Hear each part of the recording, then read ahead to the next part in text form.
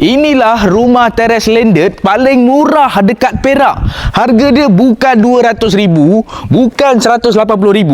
Harga rumah dekat belakang ni serendah RM155,000 sahaja. Bulan serendah RM600 sahaja. Jom aku review. Ya betul, rumah ni bulan-bulan hanya bayar RM600 sahaja. Ini adalah projek perumahan penjawat awam Malaysia dekat Setiawan, Perak. Rumah ni berstatuskan freehold, hak milik kekal selama-lamanya, dan juga tanahnya adalah tanah Rizab Melayu. Hanya Melayu sahaja yang boleh beli. Luasan rumah ni 20 kaki lebar, panjang dia 60 kaki panjang. Ruang carport sini setakat nak masuk 2 biji parking kereta memang tak ada masalah. Jom kita masuk dalam. Rumah ni total ada 3 bilik tidur dan 2 bilik air. Ini ruang tamu dia memang luas. Setakat nak masuk sofa, kabinet TV memang tak ada masalah.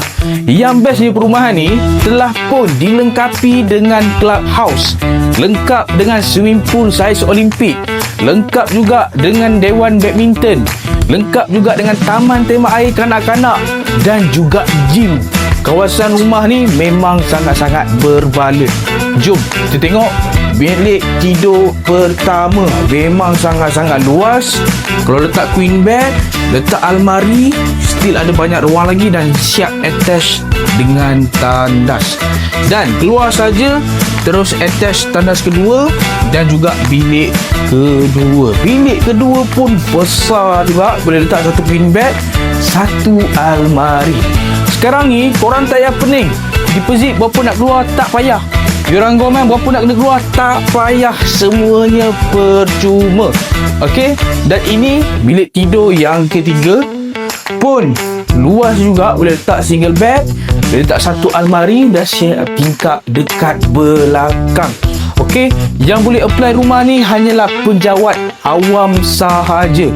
Luar Perak pun boleh beli. Tak ada masalah. Tengok ni, akak-akak kat luar sana confirm suka, dah siap dah tabletop. Tak payah keluar duit lagi dah nak pasang tabletop. Lokasi rumah memang strategik. 15 ke 20 minit dah boleh sampai ke Aeon Manjung. Hospital Seri Manjung pun dekat. Nak ke sekolah pun dalam 15 ke 20 minit sahaja. Lokasi memang sangat-sangat strategik. Tak perlu keluar 1 sen pun untuk booking rumah ni. Hanya perlu paskan saya IC dan juga 3 bulan payslip terkini sahaja. Ada korang